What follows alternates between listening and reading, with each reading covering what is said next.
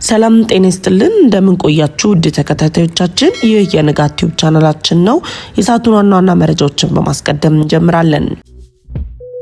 ኤርትራ የቪዛ አጸፋ ምላሽ ለኢትዮጵያ ሰጠች፣ ግብጽንም አላካተተችም። በወደቡ ጉዳይ ለኢትዮጵያ የተሰጠ ምስክርነት። አዲሱ ድርድር በቻይና ተጀመረ። የኢትዮጵያ የባህር ትራንስፖርት አቅም ሊያድግ ነው። የአሜሪካ ግዙፍ መርከብ ወደ ኢትዮጵያ የ47000 ሜትሪክ ቶን ጭነት። መረጃዎቻችን በፍጥነት እንዲደርሳችሁ ቻናላችንን ሰብስክራይብ በማድረግ የደወል ምልክቷን ጫኑ እያልን አሁን በዝርዝር ወደ ያዝናቸው መረጃዎች እናልፋለን። እስከ ዝግጅታችን ፍጻሜም አብራችሁን ቆዩ። ኤርትራ የአጸፋ ምላሽ ለኢትዮጵያ ሰጠች፣ ግብጽንም አላካተተችም። የኢትዮጵያ መንግስት በቱሪዝም ዘርፍ ላይ የተፈጠረው መነቃቃት ተከትሎ ለ119 የሚጠጉ ሀገራት የሰጠውን የቪዛና የቪዛ ኦን አራይቫል አገልግሎትን መነሻ በማድረግ በማዕቀፍ ውስጥ ያልተካተተችው ኤርትራ ኢትዮጵያን ያላካተተ የአጸፋ ምላሽ መስጠቷ ተሰምቷል። የተለያዩ የአውሮፓ ሀገራት ኤርትራ ያለችበትን አሁናዊ ሁኔታ መነሻ አድርገው በኤርትራ ድንበር አቅራቢያ ላይ ዜጎቻቸውን እንዳይንቀሳቀሱ እየጠየቁ ባሉበት በዚህ ወቅት ኤርትራ ለዓለም አቀፉ ማህበረሰብና ለኢትዮጵያ ምላሽ እንደሰጠችም ተሰምቷል። ኤርትራ ይፋ ባደረገችው የቪዛ ፖሊሲ መሰረትም ከኬንያና ኡጋንዳ በስተቀር የዓለም ሀገራት በሙሉ ያለ ቪዛ ወደ ግዛቷ እንዳይገቡ የሚከለክል ፖሊሲ መተግበሯ ነው የተነገረው። ከኤርትራ ኢሚግሬሽን በተገኘው መረጃ መሰረት የሌሎች የዓለም ሀገራት ዜጎች ወደ ኤርትራ ከመጓዛቸው በፊትም ከኤምባሲያቸው ወይም ደግሞ ከቆንጽላ ጽሕፈት ቤቶች ህጋዊ የቪዛ ፍቃድ ማግኘት እንደሚጠበቅባቸው የተገለጸ ሲሆን በዚህ ማዕቀፍ ውስጥ ኢትዮጵያን እንደማትካተት የሚጠበቅ ቢሆንም ከኤርትራ ጎር መልካም የሚባል የሁለትዮሽ ግንኙነት ያላት ግብጽ አለመካተቷ ግርምትንም ጭሯል። ይህንንም ኤርትራ ያሳለፈችው ውሳኔ ወደ ሀገሯ የሚገቡ የውጭ ዜጎችን እንቅስቃሴና የድንበር ቁጥጥርን የበለጠ ለማጥበቅ የወሰደችው እርምጃ አካል ተደርጎ የሚወሰድ ሲሆን ከጂኦፖለቲክና ዲፕሎማሲያዊ ትንተና አንጻር የኤርትራ ውሳኔ ሀገሪቱ ለረጅም ጊዜ ስትከተል የቆየችውን ጥብቅ የደህንነትና የውስጥ ቁጥጥር ፖሊሲ የሚያንጸባርቅም ነው ተብሏል። ኬንያና ኡጋንዳ ብቻ ከዚህ ገደብ ነጻ መደረጋቸው ኤርትራ ከነዚህ የምስራቅ አፍሪካ ሀገራት ጋር ያላትን ልዩ ዲፕሎማሲያዊና ቀጠናዊ ግንኙነት የሚያሳይ ተደርጎም የተወሰደ ነው። ይህ አይነቱ ጥብቅ የቪዛ መመሪያ የሀገሪቱን የደህንነት ስጋቶች ለመቀነስ ቢረዳም የኤርትራን የቱሪዝም ዘርፍ የውጭ ኢንቨስትመንትና የቀጠናውን የኢኮኖሚ ትስስር የመግታት አሉታዊ ተጽዕኖ እንደሚኖረውም ተገልጿል።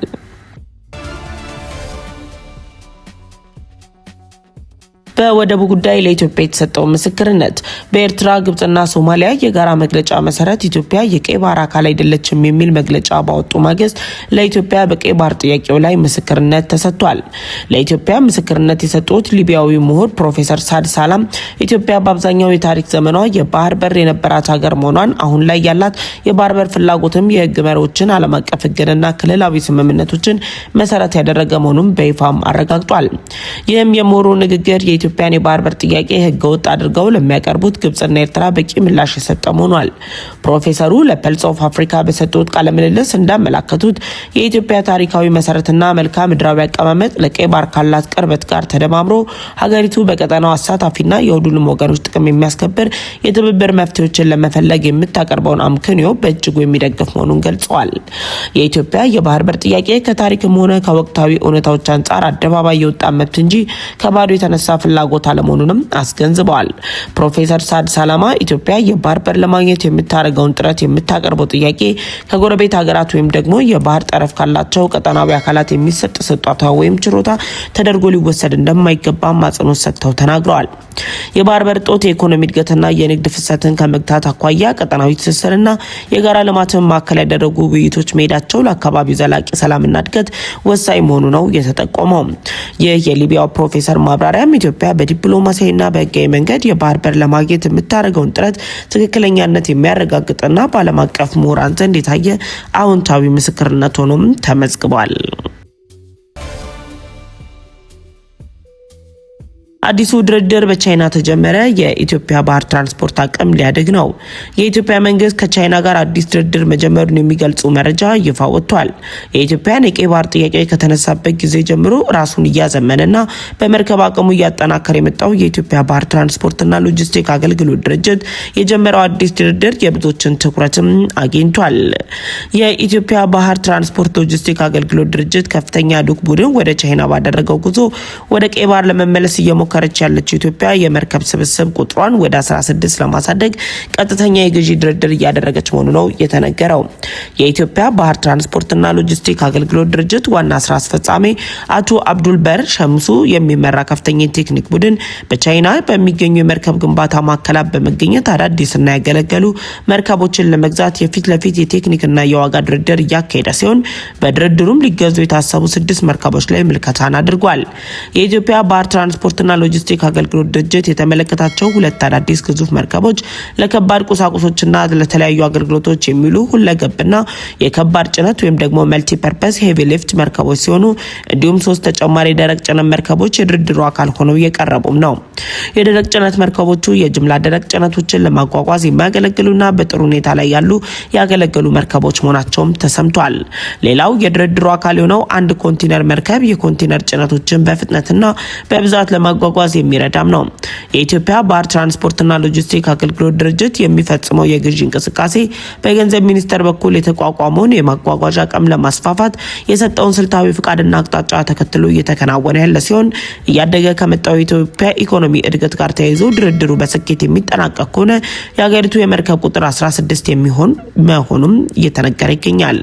የኢትዮጵያን እያደገና እየሰፋ የመጣውን የንግድና ኢኮኖሚ እንቅስቃሴ የሚመጥን የሎጂስቲክ አቅም ለመገንባት በሚል እቅድ የኢትዮጵያ ባህር ትራንስፖርትና ሎጂስቲክ አገልግሎት ድርጅት የጀመረው አዲስ እርምጃ የኢትዮጵያን የገቢና ወጪ ንግድ ጭነቶችን በራስ መርከቦች የመሸፈን አቅምን በማሳደግ ለውጭ ሀገር መርከብ ኩባንያዎች የሚከፈለውን ከፍተኛ ውጭ ምንዛሬ በማስቀረት በቀጠናው ያለውን ተወዳዳሪነት የሚጨምርና ኢትዮጵያ በምስራቅ አፍሪካ ያላትን የባህር ንግድ መስመር ላይ የሀገሪቱን የሎጂስቲክ ተጽዕኖና ተወዳዳሪነት በአስተማማኝ ደረጃ የሚያሳድግ ድርድር እንደሚሆንም ይጠበቃል።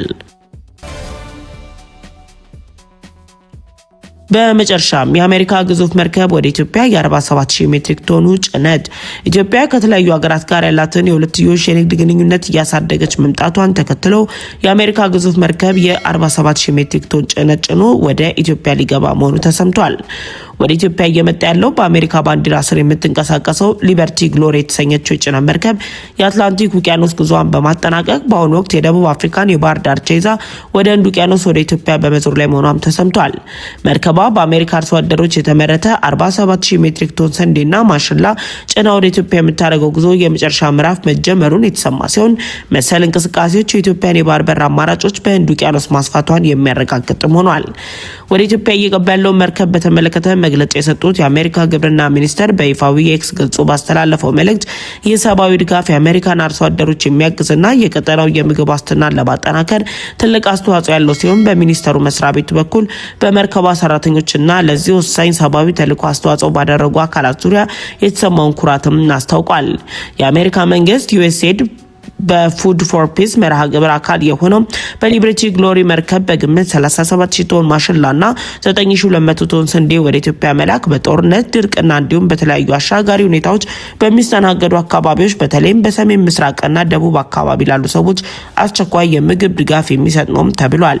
ድጋፉ የሰብአዊ ቀውስን ለመቅረፍ የሚያስችል እቅድ ያለው ሲሆን በተባበሩት መንግስታት የዓለም ምግብ ፕሮግራምና በሌሎች አጋሮች በኩል ለተፈናቃዮች ለድርቅና ግጭት ተጋላጭ ህዝቦች በማሰራጨት ሞትን የተመጣጠነ ምግብ እጥረትና በተለይም ለህፃናትና እናቶች የጤና ችግርን እንደሚቀንስም ይጠብቃል ተብሏል።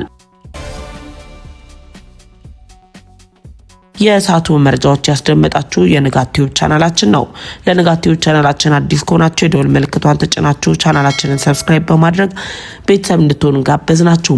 ቻናላችንን ሰብስክራይብ አድርጋችሁ ቤተሰብ ከሆናችሁ ላይክ እና ሼር በማድረግ ለወዳጅ ዘመዶቻችሁ እንድታጋሩን ጠይቃችኋለን። በቀጣይ በሌሎች ዝግጅቶች እንመለሳለን። እስከዛውም ቸር ቆዩን።